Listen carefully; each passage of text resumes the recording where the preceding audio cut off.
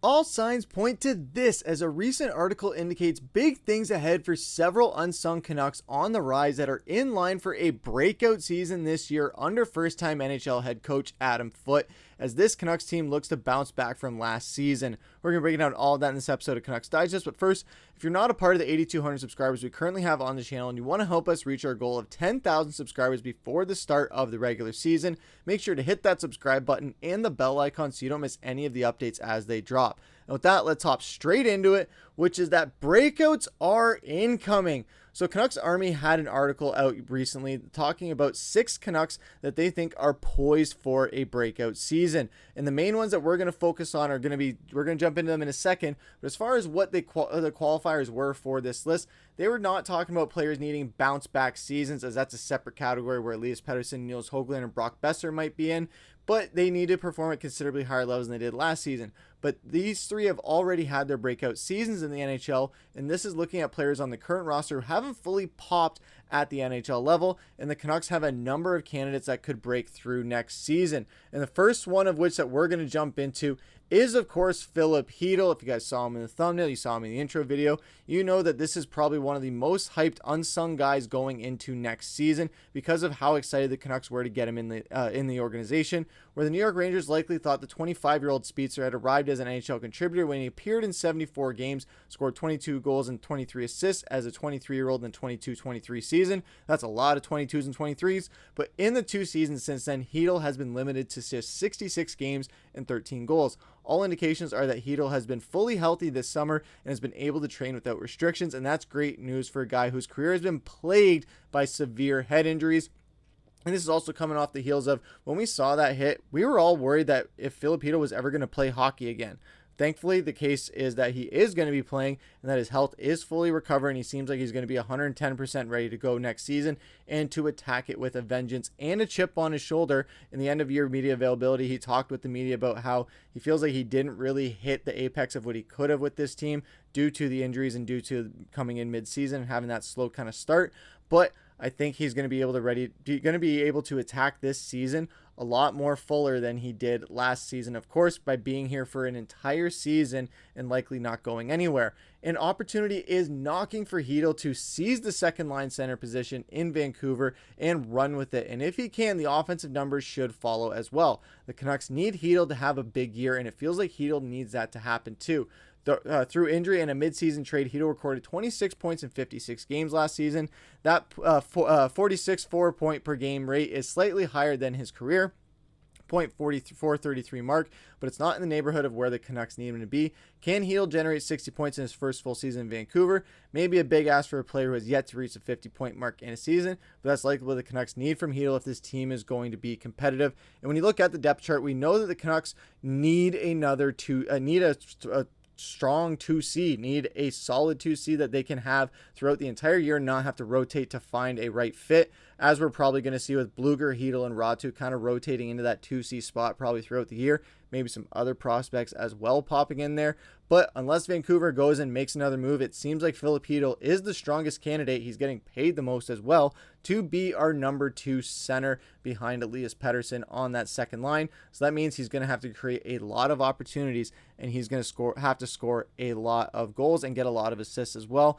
And that's going to be good for Vancouver because they did not score a lot of goals last season. They were one of the worst teams at scoring goals last season, especially for a team that had a lot going for them, and people were not expecting our offense to be that terrible. But here's hoping that we can flip it around with Hronek having a full season and healthy in Vancouver. The second name on that list that we're going to jump into was Aatu Räty, saying a path of prosperity has been carved out for Aatu Räty. Is this the season that he grasps a full-time NHL job?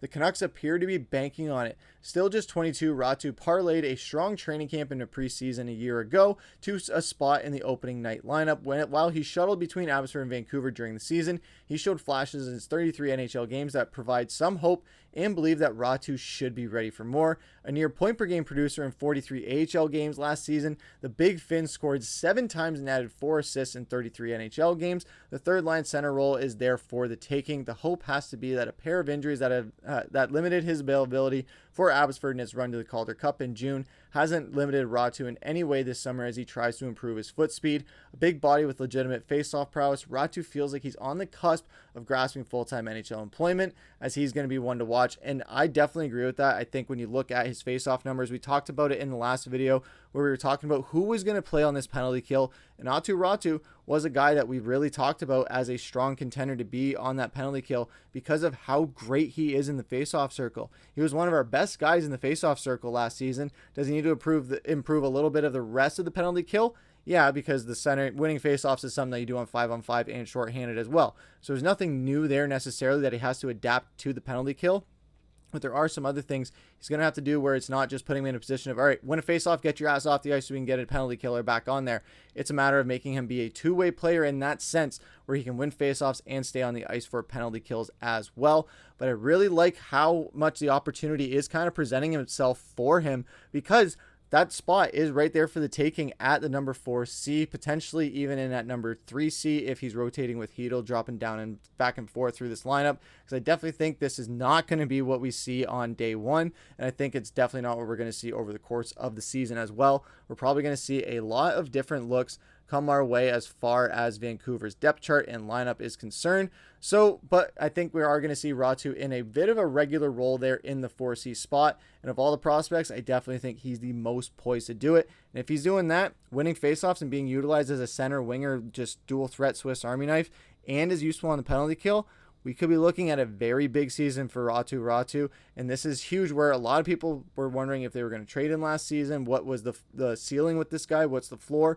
We have a pretty good idea of what his floor is, and it's not looking too shabby. Now it's a matter of what does that ceiling look like beyond the face-off circle with producing points, producing penalty kill, and producing hits and just opportunities for his other teammates. So that is going to be another big one to watch out for. And the other one that we're going to touch on is one that people might not be expecting, and that is Linus Karlsson. And it feels like a make it or break it year for Karlsson at the NHL level. He'll turn 26 in November, and he should start into the 25-26 season with the most confidence he's ever had as a professional. This is a guy who scored 37 goals in 57 games for Abbotsford last season and was an absolute beast in the playoffs. He's always been a goal scorer whenever he's played, but that hasn't translated yet to the NHL, where Karlsson has just 3 goals and 3 assists in 27 career games. However, much of that is due to differing roles and when he's in the minors as opposed to his big league call-ups.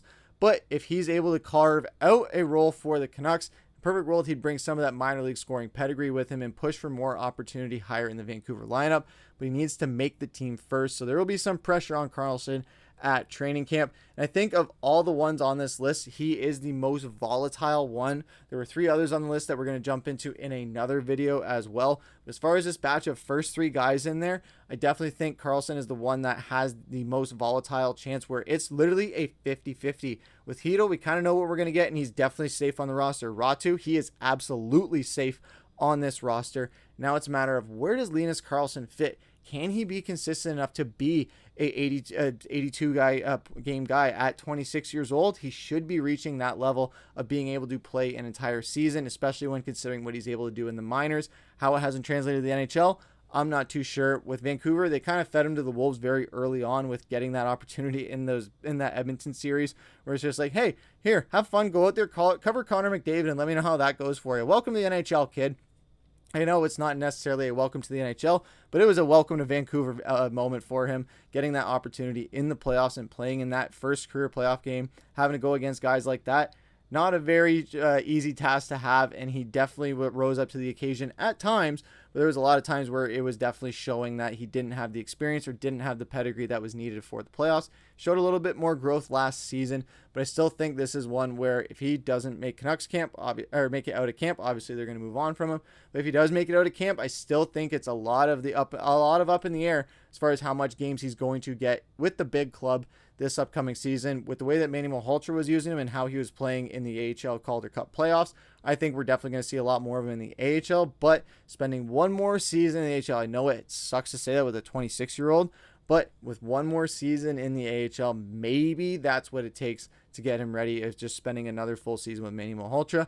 But what do you guys think about all this down below? What do you guys think about the status of the current Canucks depth chart, and of these 3 players, which ones do you guys think are the most poised for a breakout? Is it Filip Hronek? Is it Aatu Räty? Or is it Linus Karlsson? And which one of them do you think is going to come up short of that? Is it Linus Karlsson or is it maybe Aatu Räty? I know that might be a far cry, but let us know what you guys have to say down in the comments below. But that's going to do it for this episode of Canucks Digest. I've been your host, Griffen. Take care.